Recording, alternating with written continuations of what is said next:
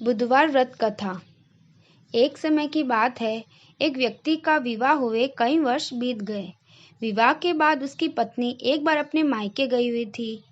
पत्नी के मायके में रहने के कई दिनों बाद उसका पति अपनी पत्नी को विदा करवाने के लिए ससुराल गया। ससुराल में कुछ दिन रहने के बाद वह पत्नी को मायके से विदा करवाने की बात अपने सास ससुर से कहने लगा।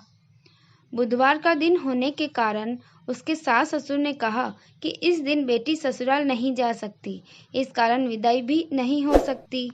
लेकिन वह व्यक्ति नहीं माना और अपनी पत्नी को मायके से विदा कराकर अपने घर की तरफ चल दिया। रास्ते में जाते वक्त पत्नी को बहुत तेज प्यास लगी। तब पति पानी की तलाश में इधर उधर भटकने लगा।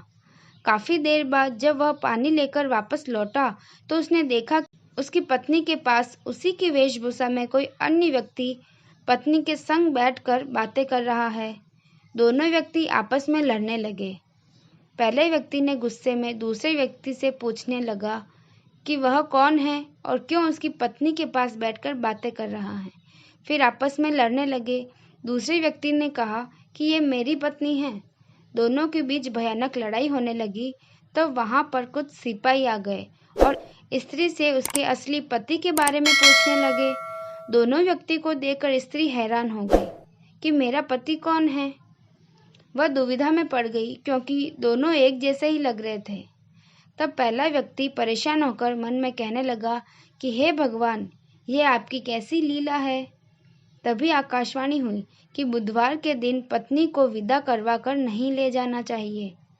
यह सुनकर पहला व्यक्ति समझ गया कि यह भगवान बुद्ध की ही लीला है।